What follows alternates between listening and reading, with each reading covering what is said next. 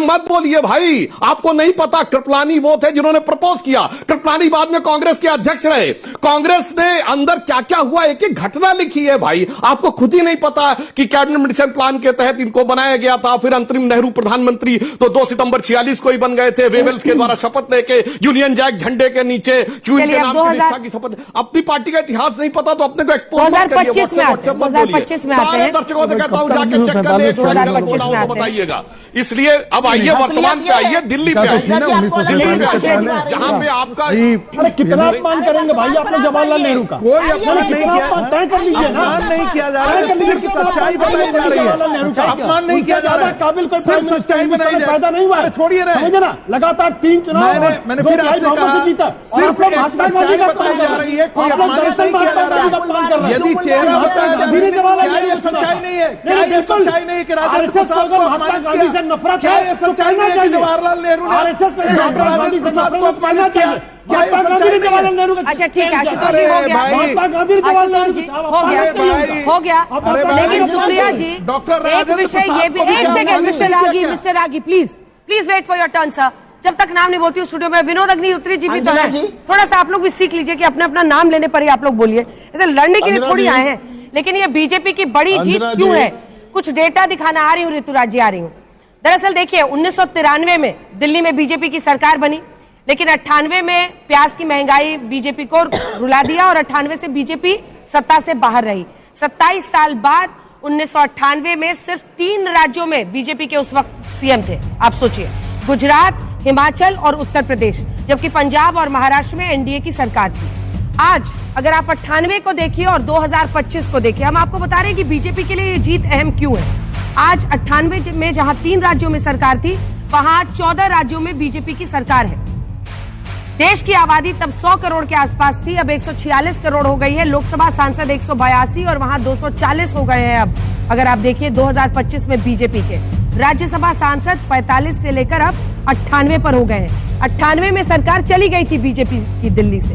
उसके बाद से आइए 2013 में जब चुनाव हुआ तो बीजेपी की ये हालत थी कि सिर्फ 3 विधायक आए, विपक्ष का नेता भी विधानसभा में बीजेपी चुनने लायक नहीं थी। उसके बाद आप आइए 2018 में, तब की भी अगर आप स्थिति देखिए 2018-19 में बीजेपी अपने पीक पर थी। 2014 में देखिए देश में पहली बार बीजेपी को 282 सीटों के साथ पूर्ण बहुमत मिला, लेकिन 2015 में बीजेपी दिल्ली में सिर्फ 3 सीट जीत पाई थी। विपक्ष का नेता बनने के लायक भी उसके पास आंकड़े नहीं थे। फिर आइए मई 2018 में बीजेपी पीक पर थी। बीजेपी के 15 राज्यों में मुख्यमंत्री थे, कुल 21 राज्यों में एनडीए की सरकारें थी। देश की करीब 70% आबादी पर एनडीए का शासन था, लेकिन उसमें दिल्ली शामिल नहीं थी। 2019 में बीजेपी पहली बार 300 से ज्यादा 303 सीटें लाई लोकसभा की, 38% वोट मिले। 2019 में ही बीजेपी दुनिया की, दावा करती है, सबसे बड़ी पार्टी बनी। देश में बीजेपी के 18 करोड़ सदस्य बने, लेकिन अगले साल बीजेपी सिर्फ 8 सीट दिल्ली में जीती। दिल्ली हमेशा बहुत मुश्किल रही है बीते, अगर आप 2 दशकों को देखें तो बीजेपी के लिए। बीजेपी के गठन के 42 साल बाद 2022 में बीजेपी की पहली बार राज्यसभा में सीटें 100 के पार गई, लेकिन इसमें दिल्ली का योगदान 0। दिल्ली का कोई नहीं था राज्यसभा में 100 से ज्यादा, लेकिन दिल्ली का एक भी नहीं। यानी दिल्ली में बीजेपी एक भी राज्यसभा सांसद अपना खड़ा नहीं कर पाई। एक बार जल्दी से चलते हैं, हमारी सहयोगी श्वेता सिंह इस वक्त मौजूद है हमारे साथ। तो श्वेता, क्या चल रहा है इस वक्त वहां पर, दिखाइए जी। अंजना, इस समय हरीश खुराना जी हमारे साथ हैं। यहाँ जो विधायक जीत कर आए हैं, जो इस मीटिंग में जा रहे थे, हमने कुछ देर के लिए निवेदन किया कि आप आइए हमारे साथ। 7 बजे मीटिंग यहाँ शुरू होनी है। जब हम दिल्ली में भाजपा के उदय की बात करते हैं तो मदन लाल खुराना जी का नाम आता है, उनके पुत्र हैं, यहाँ से लंबी राजनीति इनकी रही है। और आज यहाँ पर बैठ के जो 48 विधायक यहाँ पर ये आज तय करेंगे जो दल, उसमें शामिल है। जाहिर है नाम नहीं बताएंगे, लेकिन आम राय तो बन चुकी है अब तक। देखिए, निश्चित तौर के ऊपर आपको मालूम है कि भारतीय जनता पार्टी का शीर्ष नेतृत्व, पार्लियामेंट्री बोर्ड और विधायक दल तय करते हैं, और अगले 1 घंटे के अंदर निश्चित तौर के ऊपर आज तक ब्रेकिंग न्यूज चलाने वाला है कि भारतीय जनता पार्टी का ये मुख्यमंत्री होने वाला है। और सबसे तेज चैनल है, सबसे तेज तो आपके पास ही खबर पहुंचने वाली है। कोई हिंट देकर जाएंगे। देखिए, मैंने क्या बोला, 1 घंटे के अंदर ब्रेकिंग न्यूज आप ही चलाने वाली है और सबसे पहले आप चलाने वाली, मुझे मालूम है, मुझे लगता है आप चलाएंगे क्योंकि सबसे तेज चैनल का रिकॉर्ड आज तक के नाम पे है, तो चलाएंगे। लेकिन निश्चित तौर के ऊपर कल से एक नया दिल्ली आपको देखने को मिलने वाली है। डबल इंजन की सरकार दिल्ली के अंदर बहुत तेजी से काम करने वाली है, ये तय है। ऑलरेडी काम शुरू हो चुका है। जैसे यमुना की सफाई को लेके आपने देखा, तमाम रिपोर्ट्स आपने भी दिखाई कि यमुना का काम शुरू हो चुका है। मैंने अपने क्षेत्र के अंदर सीवर का काम शुरू कर दिया है, डिसलिंडिंग का काम शुरू कर दिया है। ऐसे मेरे मित्र विधायक जो है अपना अपना काम शुरू कर चुके हैं। जितना संघर्ष 27 साल का रहा, यहाँ पर सत्ता में आने में उतना संघर्ष बैठक में होना है? बिल्कुल नहीं होगा, बिल्कुल नहीं होगा।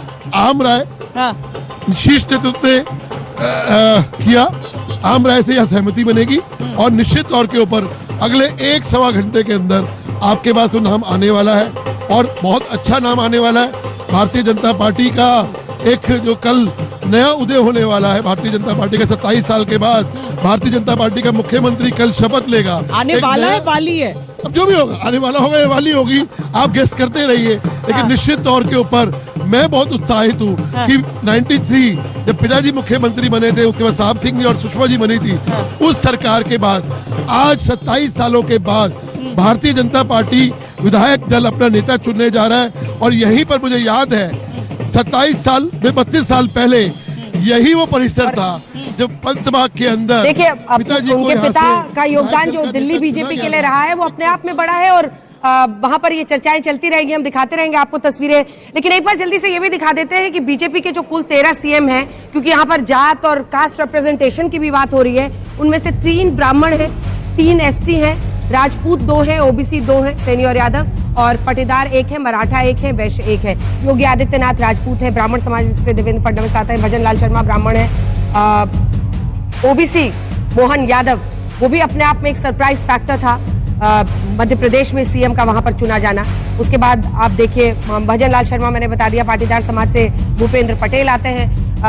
अगर आप मोहन चरण मांझी को देखें तो एसटी हैं, तो 3 एसटी इस वक्त सीएम है, विष्णुदेव साय इसमें शामिल है, ओबीसी से सैनी साहब हैं, पुष्कर सिंह धामी राजपूत हैं, मुख्यमंत्री उत्तराखंड के हैं, ब्राह्मण समाज से हेमंत बिस्वा शर्मा है और पेमा खांडू जो है वो एसटी है, तो 3 एसटी समाज से भी हैं। अब इसको लेकर भी चर्चा हो रही है। मराठा प्रमोद सावंत, वैश्य माणिक साहा है त्रिपुरा में, इसको लेकर भी चर्चा हो रही है कि रेखा गुप्ता अगर होती है तो 46% वुमेन प्लस 7% जो वैश्य समाज यहाँ पर है। चर्चा आगे लिए चलते हैं। ऋतुराज जी, लेकिन कुछ आप पॉइंट आउट करना चाह रहे थे, बोल लीजिए। लेकिन देखिए इस बार दिल्ली का मैंडेट उनको मिला है और एक तरफा मिला है। ऐसे में सवाल ये उठता है कि मतलब आज ऐसा दिन है जब नया सीएम चुना जा रहा है, तो आज भी खरी खोटी बोलने की जरूरत है क्या? ये सच है कि 11 दिन तो उन्होंने बर्बाद कर दिया? नहीं अंजना जी, मैं कभी खरी खोटी बात नहीं करता हूँ। आपके चैनल पे आपने बहुत सारे शो किए हैं, मैं तो बहुत पॉजिटिव बात करता हूँ और जनता की बात करता हूँ। मैं तो केवल एक बात कह रहा था कि मेरे मित्र सुधांशु त्रिवेदी जी बहुत विद्वान आदमी हैं और सब बहुत पढ़े लिखे हैं और बहुत अच्छी बातें करते हैं।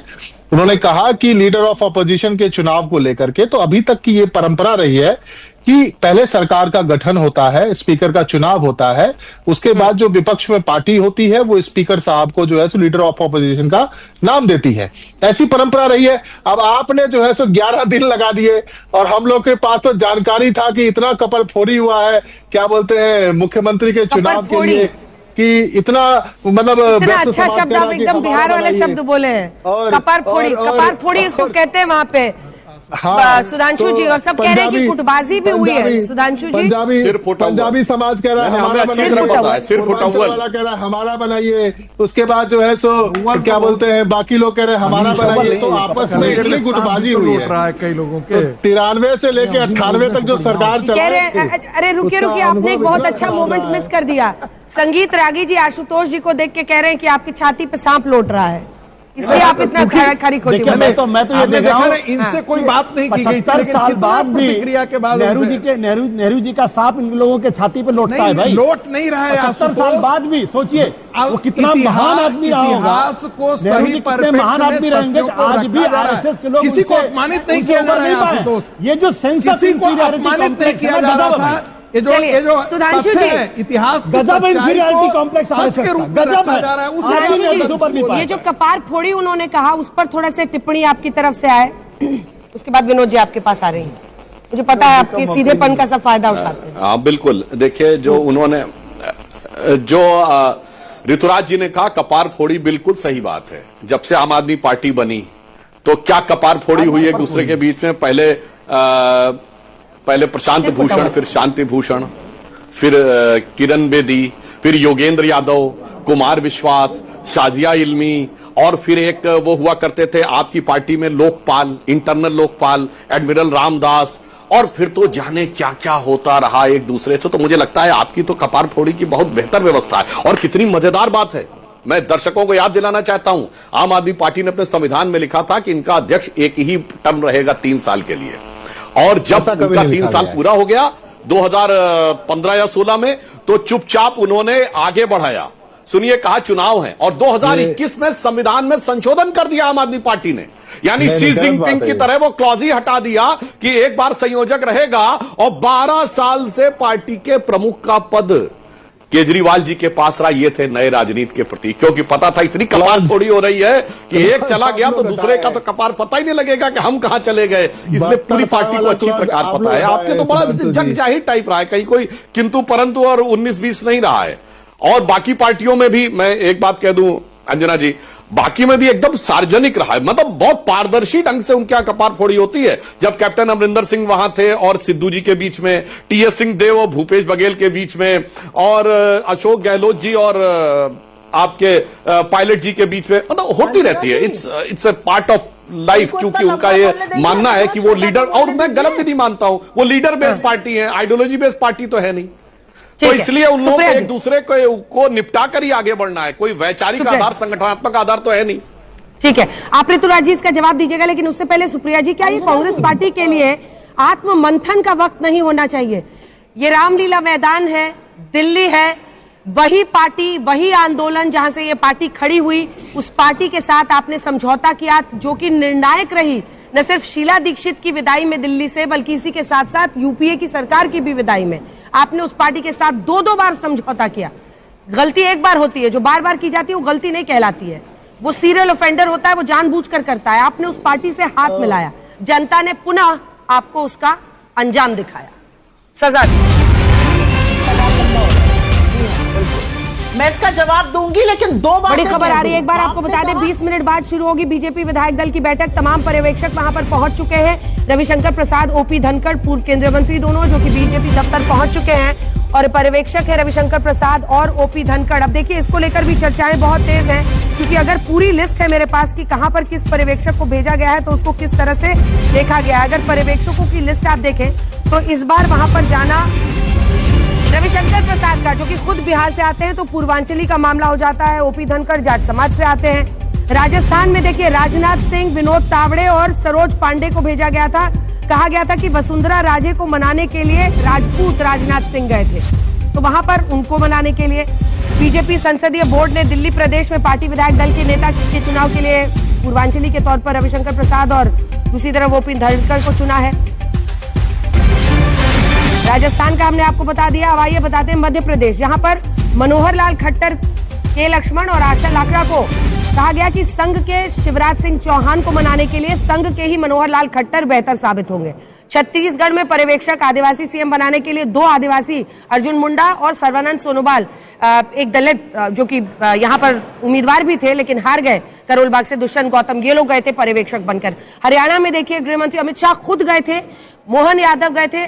अनिल विज की नाराजगी, और माना जा रहा था कि अनिल विज को अमित शाह ही समझा सकते हैं, और राव इंद्रजीत सिंह को बनाने के लिए मोहन यादव गए थे।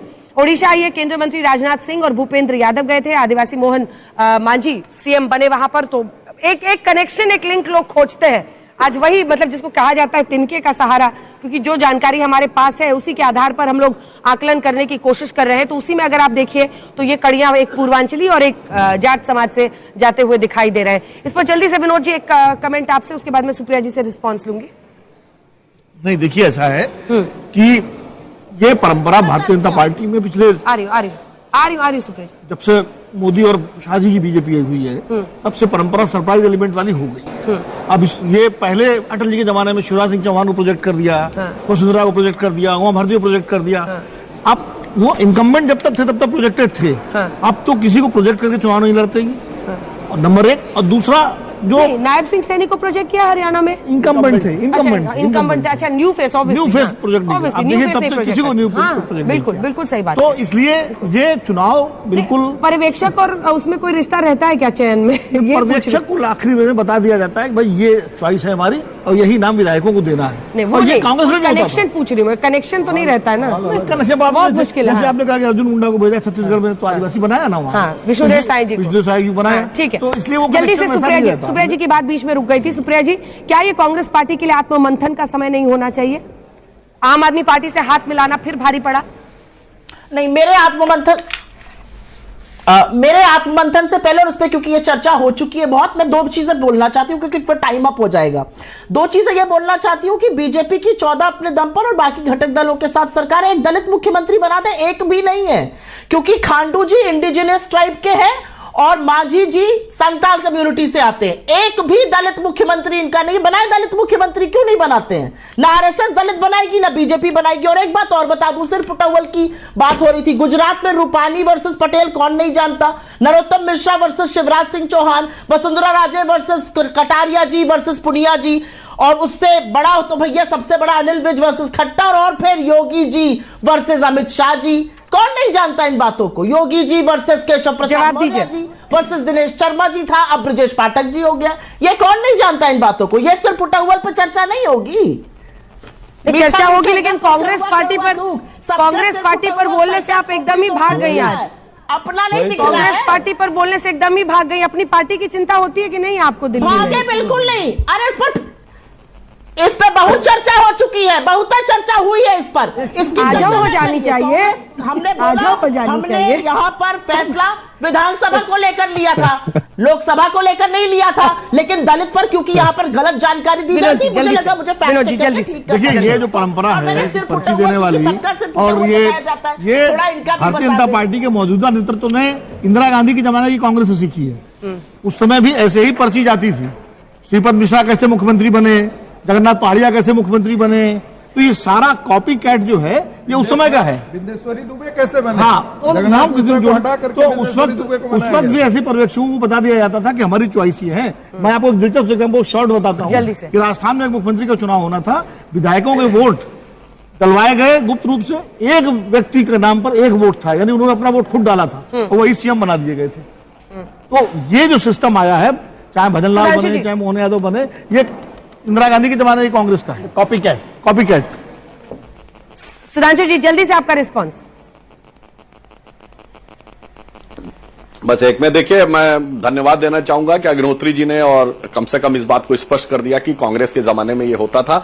मगर मैं सुप्रिया जी को कहना चाहूंगा, आपने जो कहा ये तो आप लोगों के ख्वाबों ख्यालों का है। हमारे यहां मेरे तो वक्तव्य की बात कर रहा हूं, सिर्फ एक एग्जाम्पल दे रहा हूं जो भारत के इतिहास में देखने को नहीं मिलेगा।